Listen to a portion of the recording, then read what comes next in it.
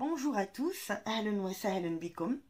Comme vous le voyez, nous allons commencer les leçons de grammaire arabe qui seront classées dans une playlist qui sera intitulée Grammaire arabe, et puis vous retrouverez en dessous de la vidéo les leçons numérotées l'une après l'autre.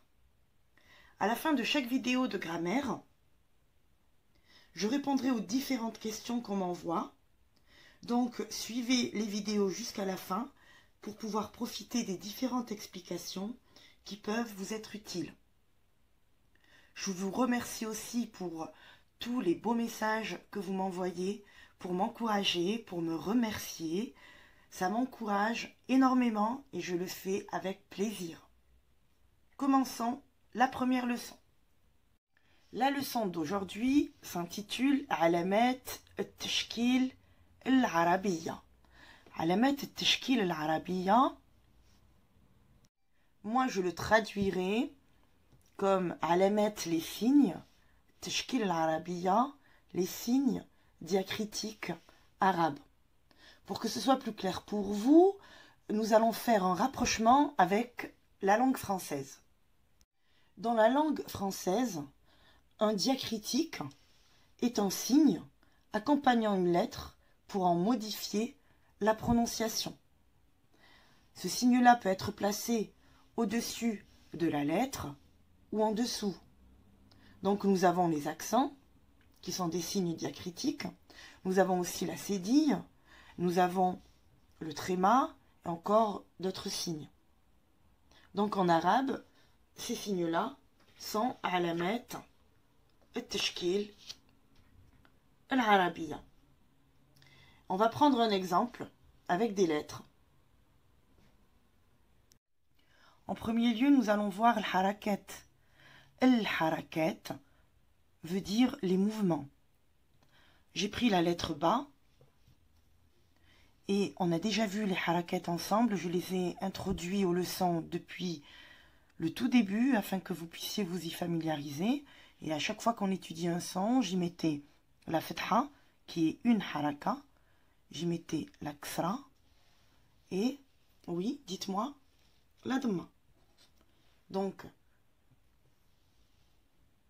quand je rajoute la fatha, ça donne une ouverture vers le A, ba, la ksra vers le I, bi, et la dhamma vers le ou, ba, bi, bou. Ces petits diacritiques que je vous mets en rouge sont aussi des signes qui accompagnent la lettre arabe afin d'en modifier la prononciation. Alors je fais exprès de parler tout lentement afin que vous puissiez bien assimiler les explications.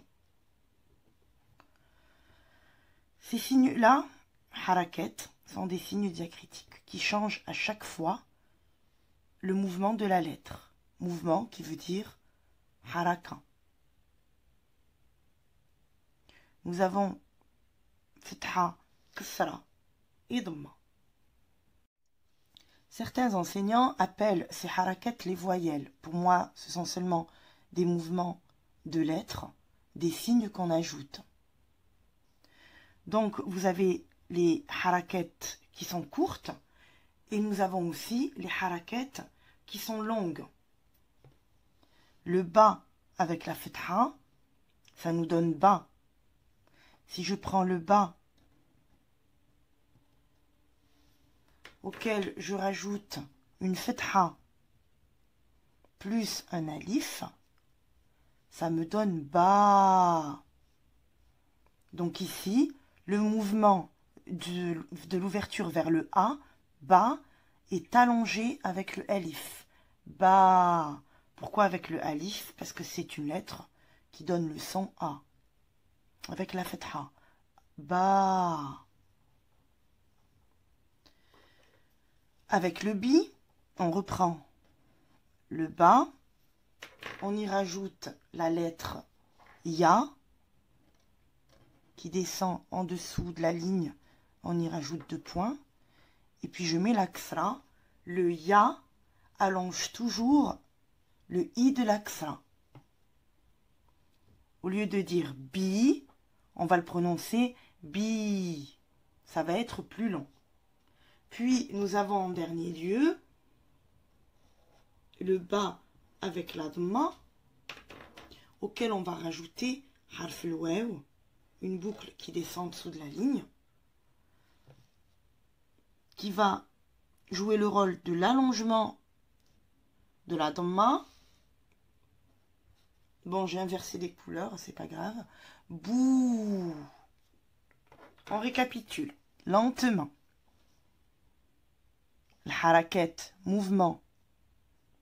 Ces petits signes qu'on rajoute aux lettres pour leur donner un mouvement et donner de différents sons à la lettre. Fetha donne le bas.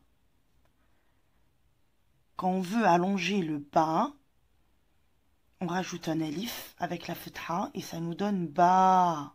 Donc ici ba, courte, et ici ba. La haraka, le mouvement, est long. Haraka tawila, c'est long. Ici c'est court et ici c'est long. C'est tout ce que vous devez retenir. Haraka, mouvement. Un mouvement court, un mouvement long. Les mouvements se font avec la fetha, la ksra et la dhamma. Il y en a 3 et vous n'en trouverez jamais un autre. Puis nous avons le mouvement allongé, le mouvement long.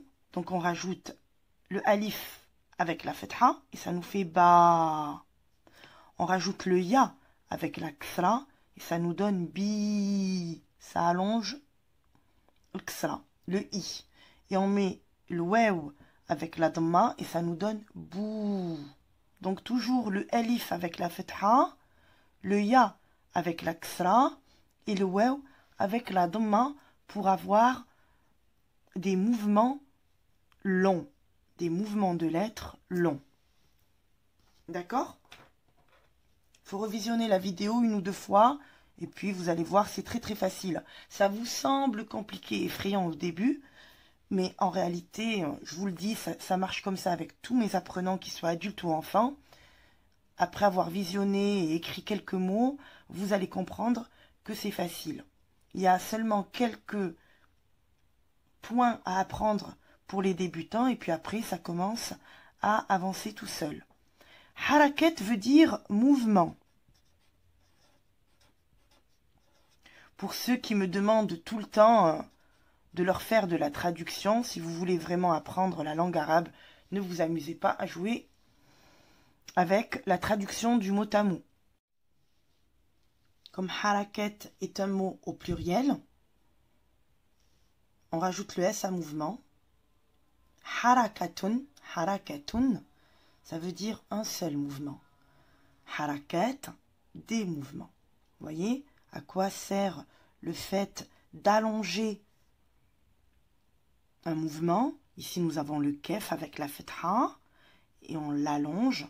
On met tamftouha. C'est une manière de démontrer que c'est au pluriel. Ne vous inquiétez pas, ça va être facile. Suivez les cours l'un après l'autre. Répétez-les jusqu'à ce que vous les ayez vraiment assimilés. Puis lancez-vous dans la leçon d'après. Harakat veut dire mouvement. Ils sont au nombre de 6. D'accord? En opposition au mouvement, nous avons Soukoun. Soukoun, c'est-à-dire l'absence de mouvement. Soukoun, si on fait de la traduction avec du mot à mot, Soukoun, c'est l'immobilité. D'accord? Donc ces signes diacritiques donnent un mouvement aux lettres, qu'il soit court ou allongé. Mais si je n'ai ni mouvement court, ni mouvement allongé, on va mettre un petit 0. 0, ça veut bien dire qu'il n'y a rien.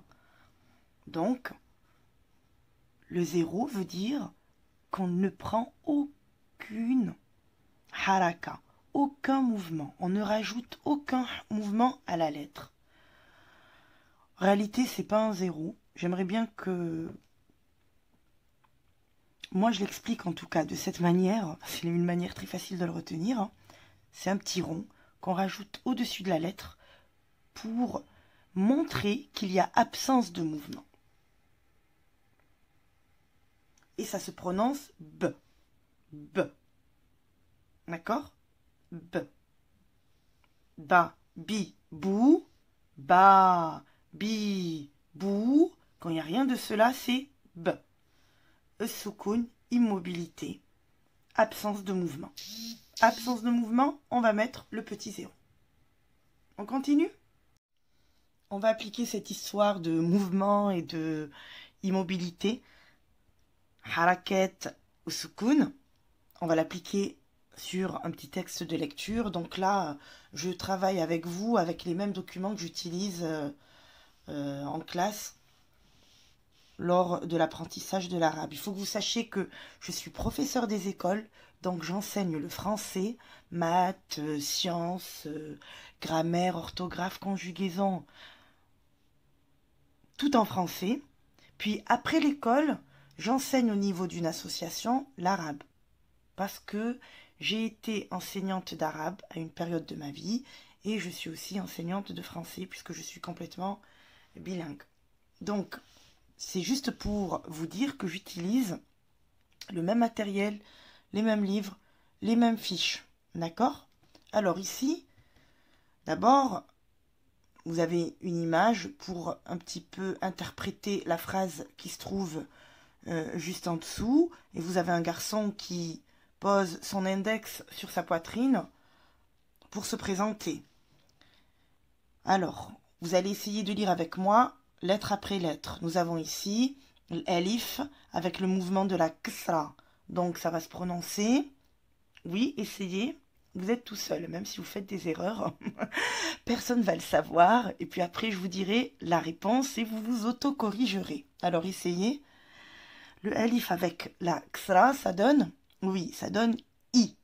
D'accord? Ensuite, nous avons harf sin, la lettre sin, avec notre soukoun, qui rend la lettre immobile, qui n'a pas de mouvement. Absence de mouvement, absence de haraka, c'est soukoun. Alors ça nous donne, allez-y, je vous laisse un moment, ça nous donne, d'accord?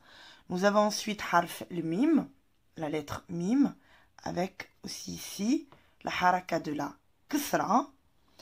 Mais juste après, nous avons le ya, et ce que nous avons vu tout à l'heure, la ksra avec le ya, ça nous fait un allongement de la haraka. Et ici, le mim avec ksra plus un ya, ça nous donne mi, ismi. Voilà, ismi. I-s-mi. D'accord? À côté, nous avons le ra avec l'aksra. Allez-y. Je vous laisse un moment. Ri. Très bien. Ri. Nous avons vad avec la fatha. Oui. Va. Mais comme il y a un prolongement ici, un allongement du mouvement, un mouvement allongé, on va dire que ce n'est pas un mouvement court, mais un mouvement allongé, ça va se prononcer va. Ri, va. Alors, si vous reprenez, essayez de relire.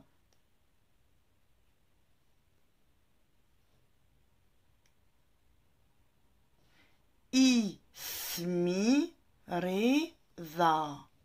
Il se présente. Ismi, mon nom. Et je m'appelle Reza.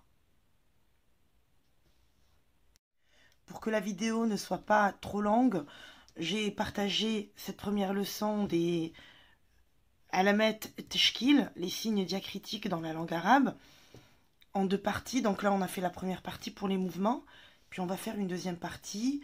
Et en plus, j'essaye de vous donner les informations l'une après l'autre de manière assez simple. Je n'utilise pas du tout la manière académique pour vous simplifier les choses. Nous allons maintenant passer aux questions-réponses. Je vais commencer par répondre à la question de Mariam Djiblahi. Je suis désolée, je vous avais dit que je vous répondrai le soir même. Mais vous savez, je suis maman et je suis sûre que vous allez comprendre que parfois, on ne peut pas faire ce qu'on voulait faire au moment où on voulait le faire. Donc voilà, Mariam veut savoir comment faire la différence entre le alif et le lem. Quand ils se trouvent au milieu d'un mot, il lui arrive de les confondre. Puisque, Mariam, vous m'avez dit que vous les confondez au niveau de la lecture dans des livres. Donc là, je vous ai pris des exemples dans des livres, hein, en imprimerie. Nous avons ici le mot el-hammamu. El-hammamu, c'est-à-dire la salle de bain. D'accord? Les sanitaires. Ici, le alif, vous voyez, vous avez un mime avec un alif. Si vous avez vu le début de la leçon, le prolongement du mouvement, ici c'est un mime avec l'alif pour faire ma. Alors toujours, le alif, au milieu d'un mot, il y a toujours un espace derrière. On ne peut jamais coller la lettre. Vous ne les trouverez jamais reliées. C'est ça l'astuce. Si c'était un lemme, je vais vous le montrer en exemple, il n'y a pas d'espace. Tandis que si le alif se trouve au milieu du mot, jamais il ne pourra être relié directement. Vous trouverez toujours un vide, un espace entre lui et la lettre qui le suit. Je vous montre ici l'exemple avec le lemme. Ghorfatil julus. Ghorfatil julus, c'est le salon d'une maison. D'accord? Ghorfatil julus. Nous allons prendre ici le mot el-julus. Alif lem jim lem waw. Donc ici c'est un lem. Et vous voyez qu'il est le lem. Alors là, c'est son petit crochet, comme vous me l'avez cité, mais qui le relie à la lettre qui le suit. Mais il y a aussi la lettre qui le précède qui est reliée. Donc le lemme se retrouve relié des deux côtés. Ça ne peut pas être un alif, parce qu'ici, il n'y a pas d'espace, il n'y a pas de vide. Si c'était un alif, il y aurait un vide. Mais comme c'est un lemme, il y a cette petite attache qui le relie. D'accord? Le lemme se retrouve rattaché des deux côtés. Le alif, quant à lui, se retrouve rattaché seulement par la lettre qui le précède. Et derrière, vous trouverez toujours ce vide. Donc dès qu'il y a un espace ou un vide, c'est le alif. Et s'il n'y a pas d'espace et pas de vide, c'est le lemme. Voilà en ce qui concerne la question d'aujourd'hui. Je réponds seulement aux questions que l'on me pose en commentaire sur la chaîne YouTube. Et puis, je vais commencer à publier les vidéos que le matin. Comme ça me permet de faire le montage en soirée. Écoutez, je vous dis bon courage pour la première leçon de grammaire et à la prochaine vidéo.